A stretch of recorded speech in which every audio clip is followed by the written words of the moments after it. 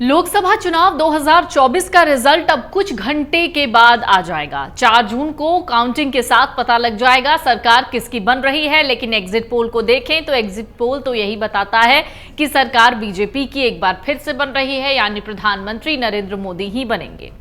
लेकिन इससे पहले कि हम आपको कुछ और बातें बताएं, यानी इससे पहले कि मतगणना पे हम जाएं और इससे पहले कि रिजल्ट्स के बारे में हम बात करें, आज हम एक बार बात कर लेते हैं काउंटिंग को लेकर।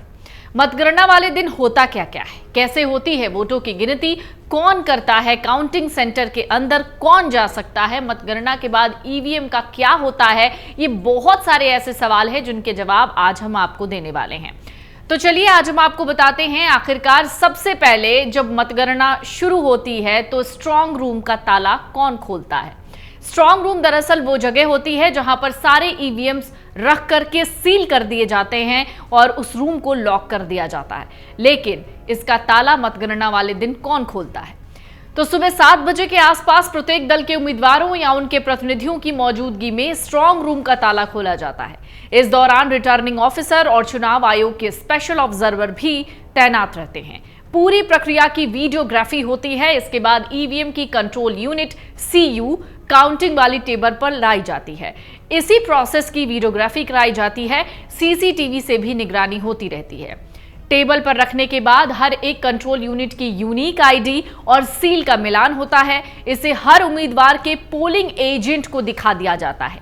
इसके बाद कंट्रोल यूनिट में बटन प्रेस करने के बाद हर उम्मीदवार का वोट ईवीएम में उसके नाम के आगे दिखने लगता है। तो सवाल यह है कि जो काउंटिंग करते हैं वो स्टाफ्स कैसे चुने जाते हैं, यानी मतगणना करने वाले कर्मचारियों का चयन कैसे होता है।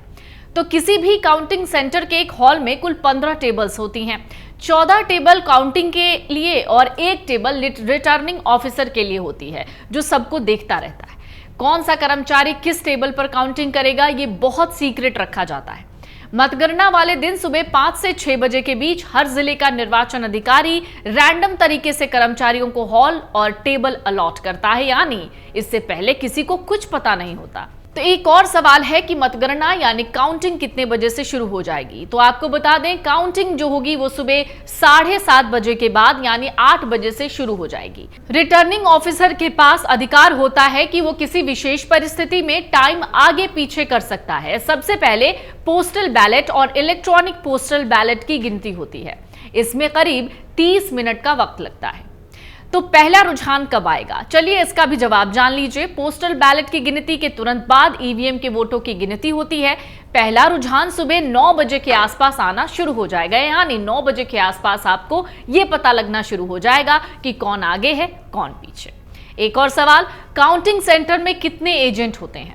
चुनाव आयोग की वेबसाइट पर जो जानकारी दी गई है वो कहती है कि काउंटिंग स्थल के प्रत्येक हॉल में हर टेबल पर एक उम्मीदवार की तरफ से एक एजेंट होता है।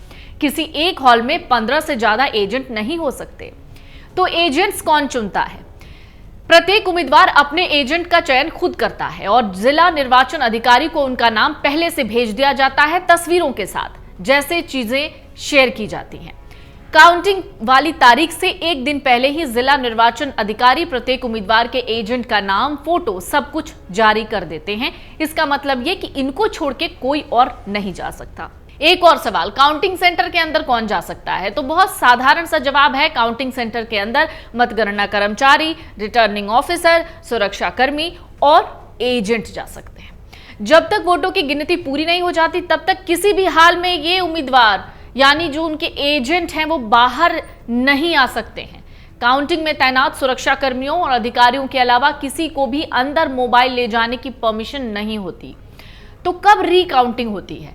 अगर किसी उम्मीदवार या उसके एजेंट को डेटा में कोई गड़बड़ी दिखती है, किसी तरह की कोई त्रुटि नजर आती है, तो वो रीकाउंटिंग यानी दोबारा मतगणना की मांग कर सकता है।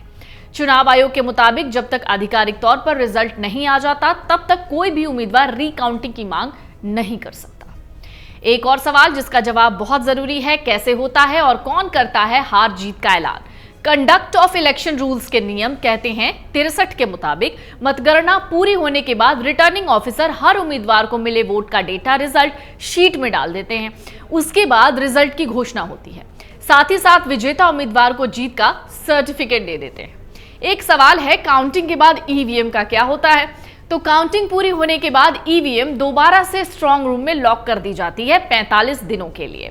नियम कहता है काउंटिंग के 45 दिनों तक ईवीएम को स्ट्रांग रूम में रखना होता है। इसके बाद इसे दूसरे स्टोर में शिफ्ट कर दिया जाता है। अगर आप ये वीडियो YouTube पर देख रहे हैं तो हमारे चैनल को सब्सक्राइब करें और बेल आइकन को दबाना ना भूलें। अगर आप Facebook पर ये वीडियो देख रहे हैं तो हमारे पेज को लाइक करें।